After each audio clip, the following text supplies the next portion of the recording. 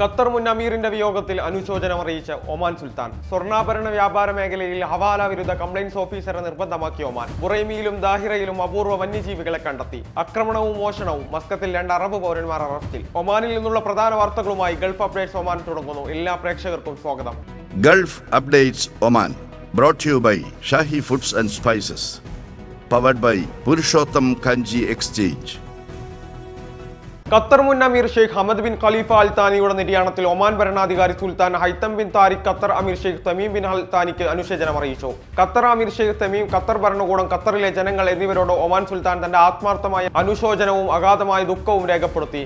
വിയോഗത്തിന്റെ ഈ വേദനയിൽ പരേതനായ ഷെയ്ഖ് ഹമദിന് സർവശക്തനായ ദൈവം കരുണയും ശാശ്വത സമാധാനവും നൽകട്ടെ എന്നും അദ്ദേഹത്തിന്റെ കുടുംബത്തിന് ഖത്തറിലെ ജനങ്ങൾക്കും ക്ഷമയും കരുത്തും നൽകി അനുഗ്രഹിക്കട്ടെ എന്നും സുൽത്താൻ തന്റെ സന്ദേശത്തിൽ പ്രാർത്ഥിച്ചു. അദ്ദേഹത്തിന്റെ നിര്യാണത്തെ തുടർന്ന് ഖത്തറിൽ ഞായറാഴ്ച മുതൽ 4 ദിവസത്തെ ഔദ്യോഗിക ദുഃഖാചരണം പ്രഖ്യാപിച്ചിട്ടുണ്ട്.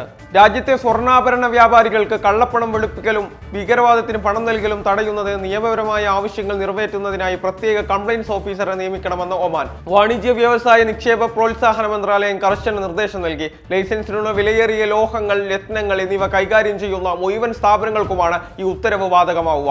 കംപ്ലയിൻസ് ചുമതലകൾ നിർവഹിക്കുന്നതിനുള്ള യോഗ്യതയുള്ള ഒരു ജീവനക്കാരനെ അടിയന്തരമായി നിയോഗിക്കണമെന്ന് മന്ത്രാലയം സ്ഥാപനങ്ങളോട് ആവശ്യപ്പെട്ടിട്ടുണ്ട്. രാജ്യത്തെ കള്ളപ്പണം വെളുപ്പിക്കൽ വിരുദ്ധ ഭീകരവാദ ധനസഹായ വിരുദ്ധ നിയമത്തിലെ വ്യവസ്ഥകൾ കൃത്യമായി പാലിക്കപ്പെടുന്നുണ്ടോ എന്ന് ഉറപ്പാക്കുന്നതിനുള്ള ശ്രമങ്ങളുടെ ഭാഗമായാണ് ഈ പുതിയ നടപടിയെന്ന് മന്ത്രാലയം വ്യക്തമാക്കി.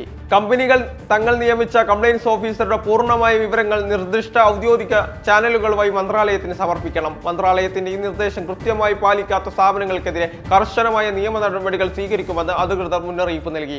അൽദായിറ ബുറൈമി നാച്ചുറൽ ഒയാസിസ് റിസർവിനുള്ളിൽ അപൂർവവും വംശനാശ ഭീഷണി നേരിടുന്നതുമായ നിരവധി ജീവവർഗങ്ങളുടെ സാന്നിധ്യം കണ്ടെത്തിയതായി ഒമാൻ പരിസ്ഥിതി അതോറിറ്റി അറിയിച്ചു. അൽദാഹിറ ഗവർണറേറ്റിലെ പരിസ്ഥിതി വകുപ്പാണ് ഇത് സംബന്ധിച്ച വിവരങ്ങൾ ഔദ്യോഗികമായി രേഖപ്പെടുത്തിയത്. വംശനാശ ഭീഷണി നേരിടുന്ന ലാപ്പറ്റ് ഫേസ്റ്റ് വൾച്ചർ ഇനത്തിൽപ്പെട്ട കഴുകന്റെ കുഞ്ഞ് സംരക്ഷിത മേഖലയിൽ സ്വന്തം കൂട്ടിലേക്ക് മടങ്ങിയെത്തുന്ന ദൃശ്യങ്ങൾ അധികൃതർ രേഖപ്പെടുത്തി. അപൂർവ മരുഭൂമി സ്ഥാനിയായ അഫ്ഗാൻ ഫോക്സ് കൂടാതെ സാൻഡ് ഗ്രൗസ് ഇനത്തിൽപ്പെട്ട പക്ഷികളുടെ സാന്നിധ്യവും വന്യജീവി നിരീക്ഷണത്തിനായി സ്ഥാപിച്ച ക്യാമറകളിൽ പതിഞ്ഞു. ഫീൽഡ് പെട്രോളിംഗ്, വന്യജീവി ക്യാമറകളുടെ ഉപയോഗം, സ്വാഭാവിക ആവാസ വ്യവസ്ഥയുടെ സൂക്ഷ്മ നിരീക്ഷണം എന്നിവ ഉൾപ്പെടെയുള്ള തുടർച്ചയായ നിരീക്ഷണ പ്രവർത്തനങ്ങളുടെ ഫലമായാണ് ഈ സുപ്രധാന വിവരങ്ങൾ രേഖപ്പെടുത്തിയതെന്ന് ദാഹിറ ഗവർണറേറ്റിലെ പരിസ്ഥിതി അതോറിറ്റി അധികൃതർ അറിയിച്ചു. തെക്കൻ ബാത്തിന ഗവർണറേറ്റുകളിലെ വിവിധ കമ്പനികളിലും വാണിജ്യ സ്ഥാപനങ്ങളിലും അതിക്രമിച്ചു കയറിയ നാശനഷ്ടങ്ങൾ വരുത്തുകയും മോഷണം നടത്തുകയും ചെയ്ത കേസിൽ 2 അറബ് പൗരന്മാരെ റോയൽ ഒമാൻ പോലീസ് അറസ്റ്റ് ചെയ്തു. മസ്കത്ത് ഗവർണറേറ്റ് പോലീസ് കമാൻഡറാണ് പ്രതികളെ പിടികൂടിയത്. ഇരു ഗവർണറേറ്റുകളുമായുള്ള നിരവധി വ്യാപാര സ്ഥാപനങ്ങൾ കേന്ദ്രീകരിച്ച് ഇവർ ആക്രമണം നടത്തുകയും മോഷണം നടത്തിയതായും പോലീസ് സ്ഥിരീകരിച്ചു. അറസ്റ്റിലായ വിദേശികൾക്കെതിരെ നിയമ നടപടികൾ പൂർത്തിയാക്കി വരികയാണെന്ന് ROP അറിയിച്ചു. ഗൾഫ് അപ്ഡേറ്റ്സ് ഒമാൻ പൂർണ്ണമാകുന്നു. പ്രവാസ ലോകത്തെ പുത്തൻ വാർത്തകൾ അറിയാൻ ഗൾഫ് മാധ്യമത്തിന്റെ സോഷ്യൽ മീഡിയ പ്ലാറ്റ്ഫോമുകൾ സന്ദർശിക്കാം.